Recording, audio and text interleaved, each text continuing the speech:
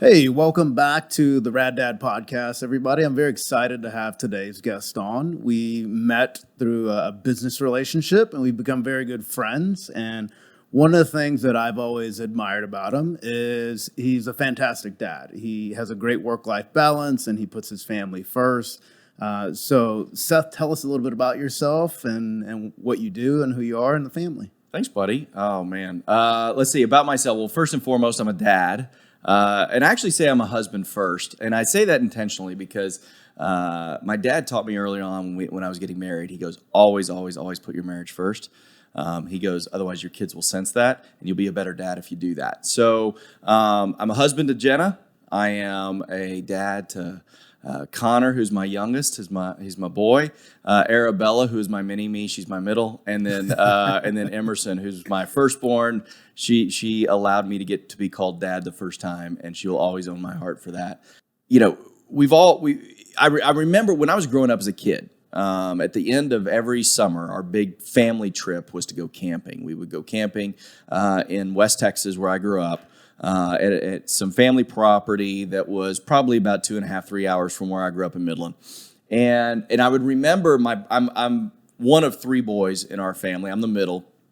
And so my older brother Shane, myself, and my younger brother Zach, when we would be headed to camp with Dad in the car, Dad would choose that time to decide who would get to build the campfire, right?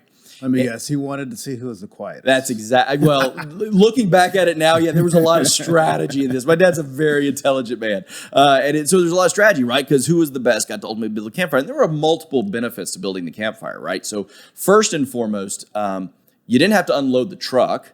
You didn't have to set up the tents. You got to play with matches.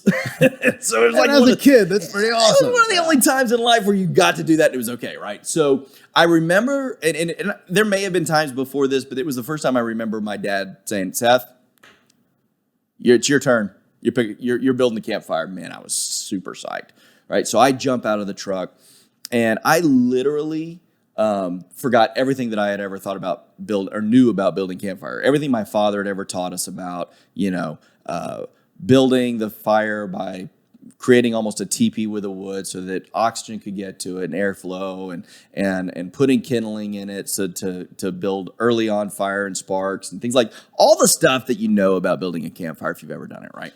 And instead, what do? I'm taunting my brothers like, hey, you're doing that wrong and you're unloading that. But I am gathering all the wood I can. I'm throwing it in the pit. I literally douse it with as much fuel as I possibly could. And I struck a match and I threw it in. And we all know what happens next, right? So what you're saying is you went full middle child. That's a total middle child move. I'm a middle child. I get it. Full on boy, middle child, going all out, right? And this sucker erupted. This was beautiful. And we all probably know what happens next, right? About a minute and a half later, it fizzled out. Nothing there. And I could still hear the words of my father ringing in my ear from across the campsite, right? Did you build it right? I had forgotten about that moment until we were sitting in Colorado with Larry Linney and John Powder and myself, and Carrie May, our CFO, was there as well. And I was reassessing my vocational life. And it was my father's voice. Did you build it right? Vocational career, family life, parenthood, you name it. Is it all built right? And what I realized in that moment was, no, it wasn't. I was doing what I had done in that moment. I would pour fuel on it. I'd light the match. I'd put as much wood as I could in there, and it would fizzle out. And then I had to do it all over again. And instead, what's amazing thing about campfires, to draw the analogy further, is if you invest the time to build it right and to do it right, you actually don't have to add fuel. And you're going to get a lot more out of the wood. You don't have to add wood as often. You're going to get more out of it. And so for me, it was taking that step back, going back to the basics of reframing up my family life, my parent life, as a husband and as a business partner, and restructuring it and really making those investments of time. And I will tell you, since then, life has just been on a different trajectory. My marriage is better. I feel like I'm a better father. Our business has exploded, quite literally, and has grown tenfold at the very least since we launched the business, and in that short period of time. And that's really when I got into the media realm, and it was because I put those right steps in place to become great at something. And what's amazing is when you're great at something, you don't worry about all the things you're not good at anymore. And you let somebody else do those things. And you get to focus on fewer things, which is being great. And it's been a lot of fun ever since. No, I understand that. I think I shared, a similar story with my uncle about him always telling me, and me having that voice in my head of, look at it, figure it out. And that was one of the things that he was pointing out was the foundation of whatever that you do. Like, you don't have to be great at everything. Be great at something, though, and concentrate on that. And, you mentioned time being the great equalizer. And I agree with that. And being a boy dad, I watch a lot of Marvel movies. Right. But I also grew up reading comic books. I'm a comic book nerd. I'm just a nerd in general, period. That's why they call you doctor. That's why they call me doctor. Yeah. I tell people I'm the overeducated idiot. I'm just reading everything. I want to consume everything. And it wasn't until, I really streamlined everything. And like you said, built it right, looked at the foundation, did my career take off as well, which allows me time to do this podcast and spend time with Christian, my son. But one thing that I still remember in one of the Marvel movies, it was Avengers Endgame, when Tony Stark went back in time. Every time I watch it, by the way. Yeah. Every time. When Tony Stark went back in time, he got to meet his dad, and he got to talk to his dad. And his dad told him, no amount of money ever bought a single second of time. Yep. And like, it hit me as a dad in the movie theater, watching a Marvel movie. I started to tear up. Like, this is what I'm trying to get across to people. Like, Yeah. It's the moments and the experiences that your kids are going to remember, not the amount of money that you had in the bank account. Yeah, and to that point, I think you're spot on. But I think the other thing is too, time is the great equalizer of all, right? To that point, nobody gets more than 24 hours in a day. Nobody does, unless you're flying from Dallas to California and you gain those 2 hours. But that's we can get into the semantics. But and really, it could also be gone tomorrow. You will have that's no exactly time. right. We never know. But I think we're a lot, and I was guilty of this too. And from time to time, I can find myself guilty of this. Why I'm glad I've got great friends like you and people to remind me of when I get out of line a little bit and get out of my lane. Is men specifically, we carry around this, I call it a comfortable lie, that if we're spending time and we sacrifice ourselves, we're doing good for our children or our spouse. And no, you're not, because you're probably not focused on your spouse or your kids. You're focused on the sacrifice. Sure. And I think it's where a lot of men make mistakes. And so for me, it was recognizing that for me to be the best business partner, the best father, the best husband, the best friend, I needed to invest time in me to be the best at those things. And so for me, it was making a decision of what I would do in my day, eliminate the distractions, and maximize the value of the time that I have. Tell me about what guidance you will give your kids about budget and macroeconomics versus microeconomics of your personal budget. I take the same approach with my kids on that as I do myself and B really with anybody else, which is you have to keep it simple. Right? Sure. We try to overcomplicate, and I think people try to overcomplicate, especially in today's world where there's enormous amounts of information out there, right? And people can consume information, and I say we have the largest generation of informed idiots I've ever met, right? Because we're super informed, but we have no idea what to do with that information. I think it's why your household debt is at all-time highs, right? All of the issues that people live in paycheck to paycheck. So it starts very simple. Let's keep it simple, right? Make sure that your inflow is greater than your outflow. All things start there, right? There's that's this great that's Saturday very Night new. Live skit years ago, and it was Steve Martin, and I can't remember who all else was in it. It was effectively, it's like an infomercial for stop spending money you don't have. Yeah, It's that exactly. simple. And that really is the premise of every foundation, right? If you're not bringing in more than you're letting out, you will never have enough to invest, to save, to create emergency funds. Debt should be always the last resort. Now, like all things, and I don't subscribe to all debt is bad debt, right? I also think renting forever is a bad idea. You probably want to buy a house. And if you need a mortgage to do that, that's probably a good idea. You're not going to get a good job if you can't get from A to B. And we live in Texas, and the busing system isn't all that great from the suburbs. So you may need to go get a car, but be 100%. reasonable in what you get, right?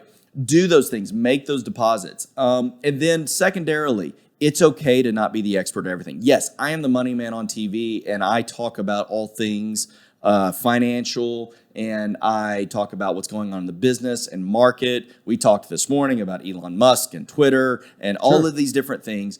But here's the reality. I still don't know what I don't know, and I pay people to do that. Meaning, I let somebody manage my financial portfolio for me. I don't do that on my own. If I'm doing it on my own, I call that gambling. And that's fine, as long as I've got the money to do it with. But don't gamble anything you're not willing to lose, right? So I have competent people that are specifically focused on what my goals and objectives are. And I think anybody should do that. And I think if you're not doing that, you're making a huge mistake, because you will always look at your own money emotionally. You should have somebody looking at your money that is non-emotional about it. That is the most important advice, right? When you're thinking about investing in finances, you will always be emotional about your own money. Have somebody managing your money that isn't emotional about it. Oh, I've been there. When I see red and I see it do this, That's right. I'm like, oh no. My financial advisor recently, after all of the ups and downs we've seen in the market as of late, was like, Seth, stop opening the app. Like, you're allowed to open it That's me. once I'm like, no. a week. And if I still think that's not enough, I'm going to have you start opening it once a month. You're fine. And unless you hear from me, you're going to be fine. And that's something that, Jen and I have to work through too. We have very different, Dave Ramsey calls it the dreamers and the planners. I'll let you decide which one you think I am. But like literally, I think I still have on an Excel spreadsheet every dollar I've ever spent since I was probably 12 years old. But from that perspective, again, keep it simple with my kids from a financial perspective. It's make sure your inflow is greater than your outflow. Be wise with your money. Make investments over time. Everything is long-term. Everything you do with money should be with a long-term moment in mind, even memories. And that's something that Jenna and I had to get on the same page with, was memories are long-term investments, and it's okay to spend money on them. 100%. Right? And then for married people, what I tell people all the time is what I said earlier, you always tell the truth. You don't have to remember what you say. Same goes for money. Joint bank accounts. Joint bank accounts. You want a successful marriage? The vast majority of marriages fail in the United States today because of financial challenges and issues. The vast majority of them Don't have a joint account. And when I talk to a lot of them, it is, well, I have my account, she has hers, or he has his. And My money and her money, that's it. not our money. No. And when it comes to marriage, it ain't 50-50. It's 100-100. It's 100. Yeah. You're either 100% in or you're not. And if you're not, 100%. you're probably going to get out, right? So from a financial perspective, for young couples, I tell them this all the time. As quickly as possible, close your personal accounts and get a joint one. Because if you're not on the same page on that money now, when you don't have any of it, guess what? Two things will happen. You either never will have it, or when you do, you won't be on the same page then. And when you have more of it and you're not on the same page, the issues become even greater. Yeah, as far as finance with the kids go, one of the first pieces, actually the first piece of advice I got with teaching kids about budget was from a good friend when I owned a CrossFit in Little Rock. Jason Roberts is his name. Fantastic dad, just cool person in general. And he mentioned when he had his son for a weekend, he laid out money on the coffee table. And he's like, here's how much money we have for the weekend, son. And I think it was $100. And he laid it out, I believe it was in tens or in dollar bills. He's like, we can order pizza.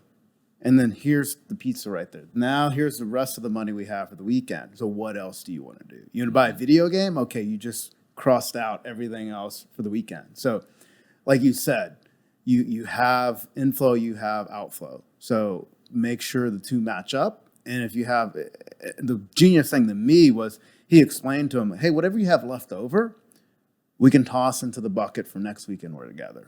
Mm-hmm. So now we can do even more. So if you pick and choose what you can do, it's great. And I do that with Christian. Like you said, memories are investments. Those are usually pricey. We've gone to Disneyland, and my pandemic story is I was in Disneyland the day before they shut down, and I was taking a conference call about the pandemic, and I was in Cinderella's castle. So I'm probably the only dad that has taken that call in Cinderella's castle, trying to figure out everything. And then 2 days later it shut down. First time in I think it was like 60 years that they had shut down. And same thing with I love experiences because those are the memories that I remember with my dad growing up. I still remember the one time he took us to Six Flags by himself without our mom, and it was great. Did we have a lot of money? No, but it was cool that Dad took time out of his schedule to take us on that trip. And I knew that was an investment for him because we grew up lower middle class. We didn't have everything, and couponing was a huge thing in the house. Same here, yeah. So understanding that, and helping Christian understand how much those experiences mean, but that is why I work hard, and that is why I show him, hey, here's what I do, and here's how to balance everything. Like you said, debits and credits. If you had to leave your kids with one piece of knowledge, and you weren't here tomorrow, what would it be? I heard somebody say this the other day, and so it's kind of cliche-ish, but time is the one thing that you can lose, but you can't ever gain, right? For my kids, it's recognizing that there is, time is yours to do with whatever you want for as long as you have it. But recognize this about yourself. You are uniquely and wonderfully made, you, the way God made you.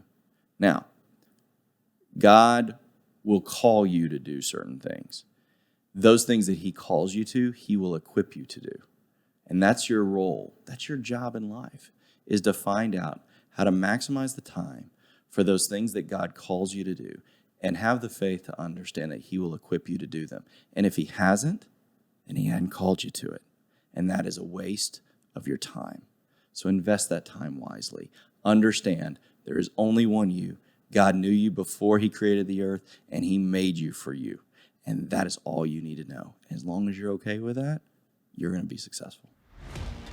Perfect. That's a great way to end the podcast. I thank you again for coming on the show. I know you have a busy schedule, and I look forward to having discussions outside of this. And hey, hopefully the Stars make the playoffs, and we'll have more discussions. We'll continue these conversations. That's right. So, absolutely. Thank you, and thanks, Brian. Have a good one. Appreciate it. Thanks for joining Rad Dad Podcast, everyone. Please like and subscribe, and we'll see you on the next episode.